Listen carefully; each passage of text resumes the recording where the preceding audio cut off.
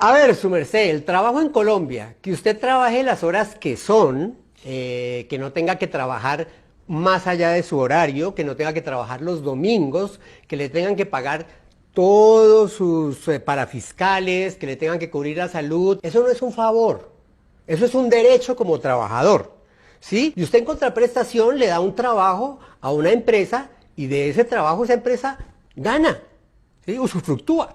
Pero durante los últimos años nos han ido diciendo que nos tienen que quitar esos derechos, porque es que si no nos los quitan, no vamos a favorecer la generación de empleo. Y vaya uno a ver históricamente, y pareciera que los que siempre salen muy bien beneficiados de eso son los grandes grupos económicos en este país, que ustedes saben que los podemos contar con los dedos de la mano. Los que sí sufren son los trabajadores y las empresas pequeñas y medianas, sobre todo las más pequeñas, porque a esas sí les hacen cumplir todo, ¿no? Pero a las grandes, grandotas, eso sí, eso hay cantidad de dádivas y de cositas para que paguen menos impuestos y para que también puedan contratar como quieran que se les dé la gana. Y uno dice, ¿por qué una empresa que tiene esos capitales tan grandes, un grupo bancario, un grupo económico, por ejemplo, por qué contrata por prestación de servicios a la gente? Ese tipo de contrato me parece a mí de lo más abusivo y muchas veces a uno le ha tocado aceptarlo porque es tómelo o déjelo, ¿no? Y entonces usted mismo tiene que pagarse usted mismo sus prestaciones, usted mismo tiene que cubrirse su salud, a ver cuánto le queda, pero es tómelo o déjelo. Bueno, pues bien, ahora viene el señor Petro a proponer una reforma laboral a la que ya le ha saltado a la yugular el doctor Uribe, que es nuestro salvador, obviamente, a él es al que hay que creerle, diciendo que eso va a terminar haciendo es que no haya generación de empleo, que es lo que siempre nos han dicho. ¿Y será que estamos condenados a eso? Entonces, según eso,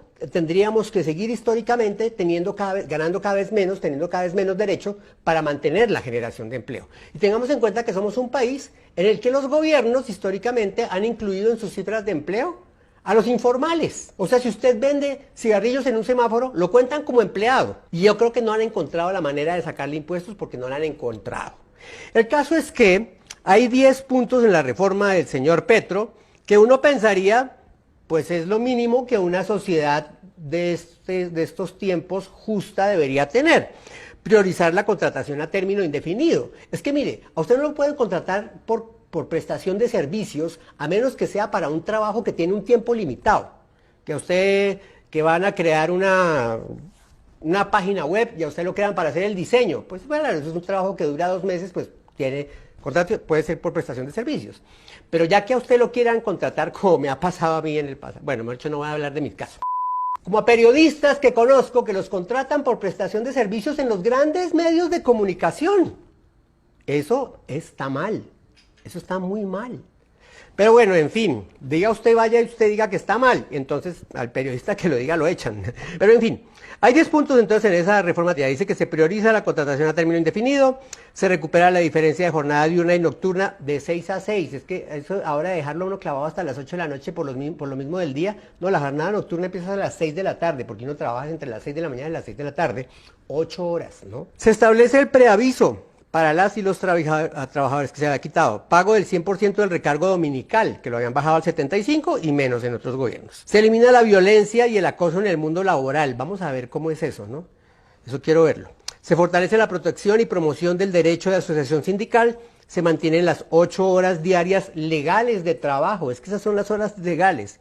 Se prohíben los contratos colectivos con organizaciones sindicales y se crea la modalidad de jornal agropecuario. Obviamente muchos empresarios han dicho que eso no es viable, que mejor dicho, y que obviamente lo primero que dicen es que entonces no se va a generar empleo. Es la amenaza que nos hacen. Bruce Bassmaster de la ANDI dice que destaca que hay una importancia en que haya un diálogo y que pues sí, yo no sé también cómo ir a hacer eso. Pero el caso es que, gústenos o no nos guste, en una sociedad justa, los derechos de los trabajadores deberían ser intocables. ¿Por qué nosotros ya no pensamos en eso? Porque llevan más de 2 décadas, un poco más, diciéndonos que esos no son nuestros derechos y que tenemos que dar gracias porque nos dan trabajo. Sí, gracias por los empleos, pero los empleadores también tienen que dar gracias por el esfuerzo que hacen sus empleados para que sus empresas produzcan. Sobre todo esas grandes empresas que tienen ganancias de billones de pesos todos los años y sin embargo viven recortando. Esto es lo que dice la reforma laboral. Vamos a ver ahora qué sarta de falsas noticias le empalan los grandes medios, que ustedes saben cuáles son, que están muy preocupados porque estas medidas no vayan a afectar a sus dueños. Vamos a ver.